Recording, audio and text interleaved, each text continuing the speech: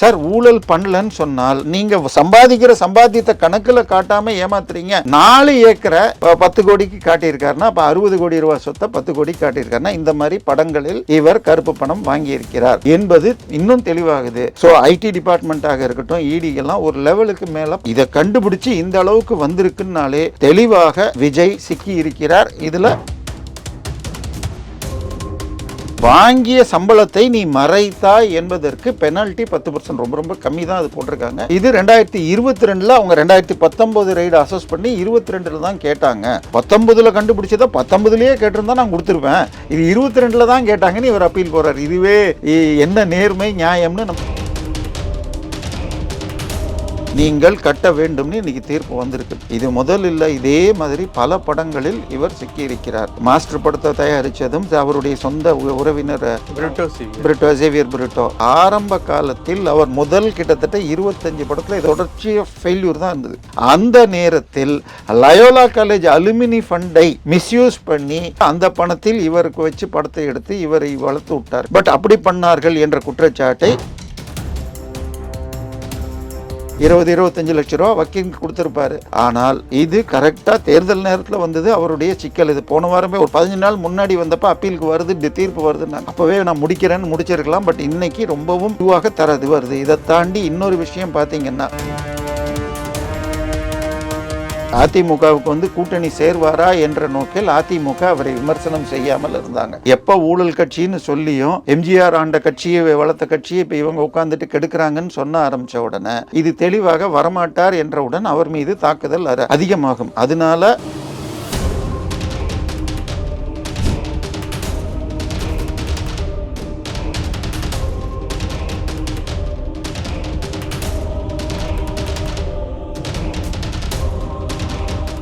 Real one நேயர்களுக்கு வணக்கம். இன்று நம்மளுடைய நேர்காணலுக்கு அரசியல் விமர்சகரான திரு தேவப்பிரியா அவர்கள் இணைஞ்சிருக்காங்க. சார் வணக்கம். வணக்கம் சார். இன்று விஜய் சொத்து வழக்கில் தன்னுடைய கணக்குலேருந்து கிட்டத்தட்ட 1.50 கோடி மறைத்ததா ஒரு வழக்கு சொல்லப்படுது. இந்த வழக்கு எதன் சுற்றி அமைது அப்படின்னு பார்த்தோம் அப்படின்னா, 2015 ரிலீஸ் ஆன புள்ளி திரைப்படத்தில் 15 கோடி ரூபாய் சம்பளம் வாங்கியிருக்காரு. அதில் 1.50 கோடி ரூபாய் கணக்குலேருந்து மறைச்சிருக்காரு. அப்படிங்கிறத சுற்றி தான் இந்த வழக்கு இருக்குது. இன்றைக்கி இந்த வழக்கில் அந்த விஷயம் மறைச்சதுனால அபராதம் தெரிவிச்சிருக்காங்க. இன்றைக்கி இல்லை, இதுக்கு முன்னாடியே தெரிவிச்சிருக்காங்க. அதுக்கு விஜய் அவர்கள் மேல்முறையீடு போய் இதை செல்லாது அப்படிங்கிற மாதிரி ஒரு விஷயம் மேல்முறையீடில் பண்ணியிருக்காரு. இல்லை செல்லும் அப்படின்னு சொல்லி சென்னை ஹைகோர்ட் இன்னைக்கு தீர்ப்பு கொடுத்துருக்கு. இந்த ஓவரால் விஷயத்தை எப்படி பார்க்கறது? ஏன்னா அப்போ விஜய் அவர்கள் அரசியல் கட்சி துவங்கலை. இப்போ அரசியல் கட்சிக்கு துவங்கி 2 வருடங்கள் கிட்ட ஆகுது. இந்த 2 வருடங்களில் பலவிதமான விஷயங்கள் பார்த்துக்கிட்டு இருக்காரு.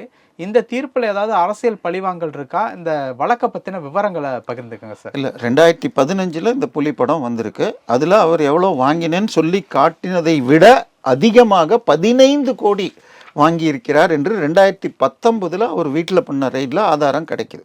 இப்போ 2019 இவர் அதிகமாக 15 கோடி கணக்கிலிருந்து மறைச்சிருக்கார். அந்த படத்தை தயாரித்தவர் பிடிஆர் செல்வகுமாரா, செல்வகுமார்னு சொல்லிட்டு அவர் இவருடைய பிஆர்ஓவோ இருந்தவர்னா கிட்டத்தட்ட பினாமின்னே சொல்லலாம்.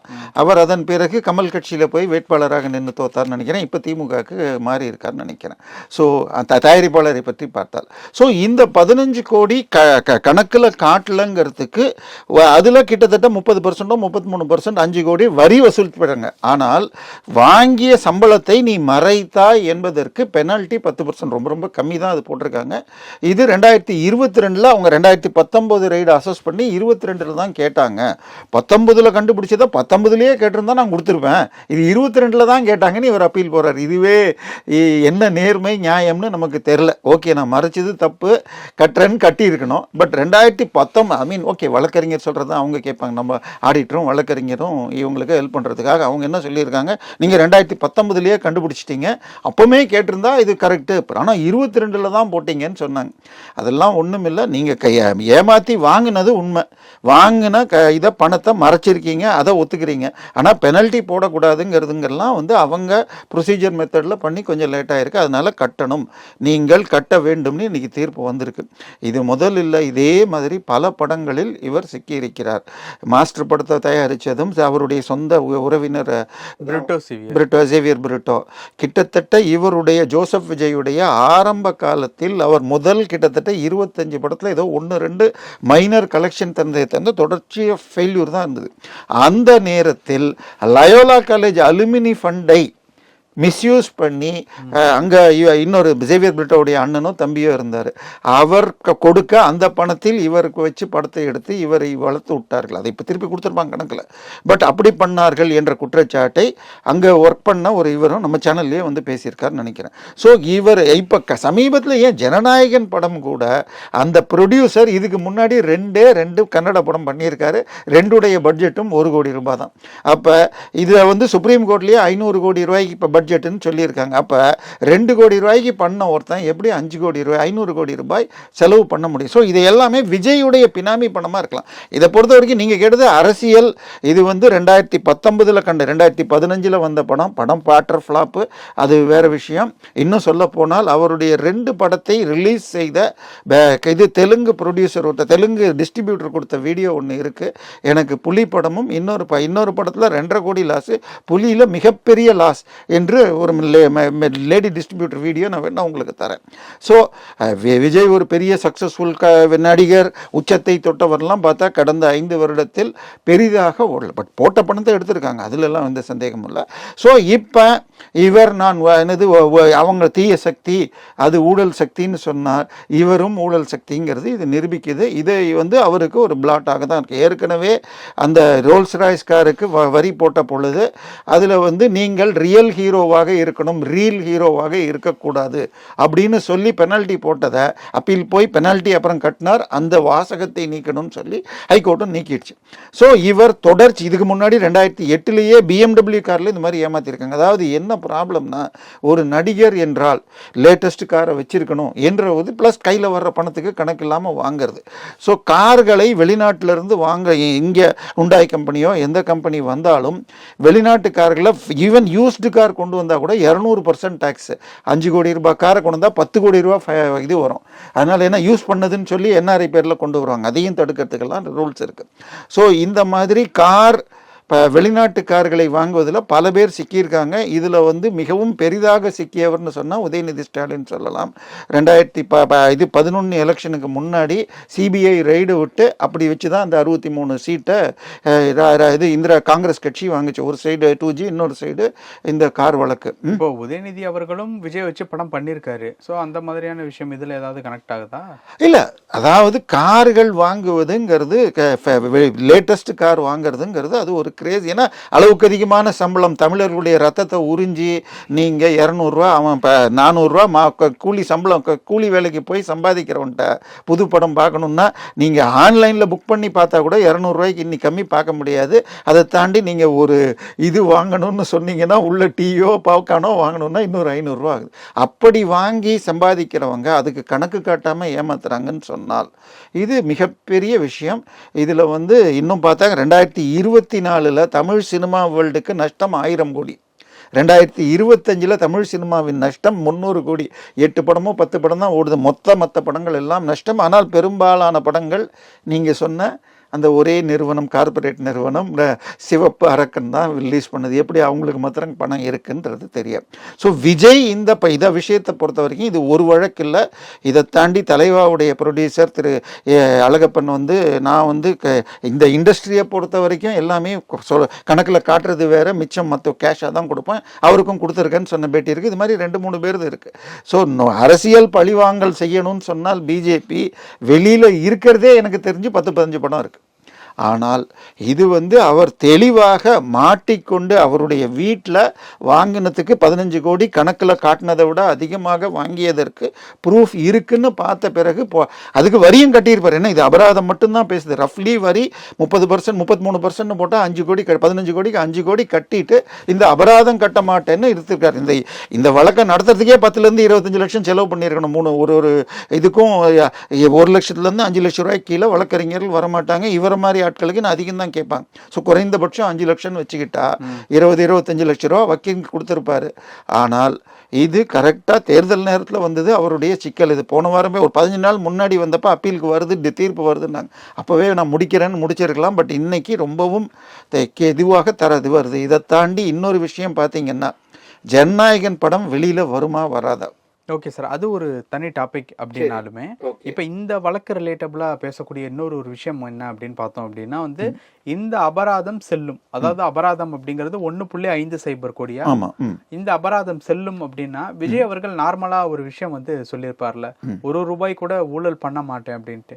அந்த வார்த்தையை இந்த அபராதம் அப்படிங்கிறது பாருங்க, இதுல இப்படி இருக்கீங்க, அப்புறம் எப்படி அப்படி செய்வீங்க அப்படிங்கிற ஒரு விமர்சனத்தை உருவாக்கக்கூடிய ஒரு விஷயமா அமைதில்ல. இல்லை, இதுலலாம் இரண்டாவது சந்தேகமே இல்லை. ஐ திங்க் 2 நாள் முன்னாடி ஜெயக்குமார் அவர்கள் பல விஷயங்களை காட்டியிருக்காரு. பிளாக் டிக்கெட்ல முன்னாள் அதிமுக மினிஸ்டர் ஜெயக்குமார் பேசியிருக்காரு. நம்ம வேற ஒரு சேனல்ல நான் சொல்லியிருக்கேன், அதிமுகவுக்கு கூட்டணி சேர்வாரா என்ற நோக்கில் அதிமுக அவரை விமர்சனம் செய்யாமல் இருந்தாங்க.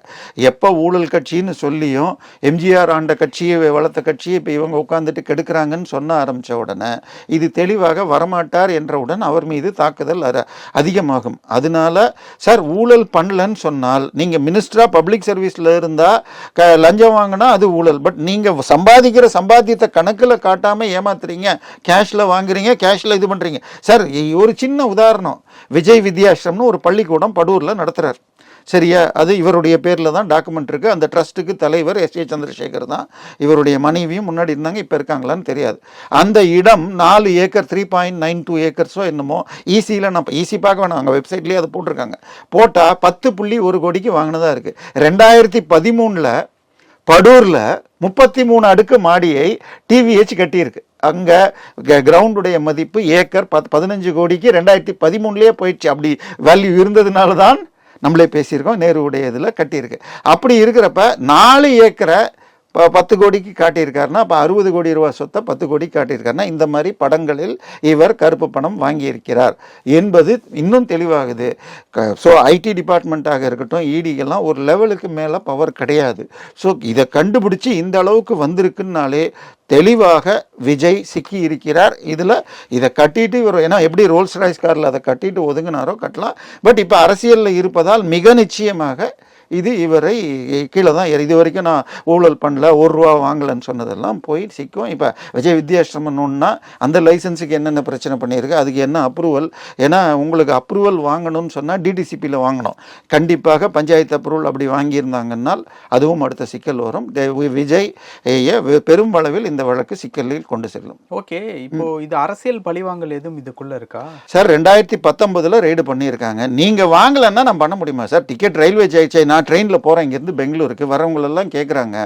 75 பேர் கம்பார்ட்மெண்ட்டில் இருக்காங்க, 74 பேர் டிக்கெட் வாங்கியிருக்காங்க. வாங்காதவன் தான் சிக்கிறான், தப்பு பண்ணவன் தான் மாட்டுறான். இவர் ஏற்கனவே 2008-9 BMW காரில் இது பண்ணியிருக்கார், ரோல்ஸ் ராய்ஸ் காரில் வந்திருக்கார். இன்னொரு இந்த வழக்கும் எனக்கு ஞாபகம் இருக்குது, ஐடி. அதில் இவர் ஒன் டைம் இதுன்னு சொல்லிட்டு மன்னிப்புன்னு சொல்லிட்டு டிக்ளேர் பண்ணி வாங்கியிருக்காரு. அது லைஃப் டைத்துலேயே வாங்க முடியாது. 35 வயசில் அதை வாங்கிட்டார், இப்போ 50 வயசு ஆயிடுச்சு. ஸோ அதுக்கப்புறமும் மாற்றி சிக்கிறார் என்றால் இவர் மிக தெளிவாக மற்ற எல்லா நடிகர்களைப் போல தான் சொல்லிடலாம். இதில் ஒன்றும் பெரிய விஷயம் இல்லை.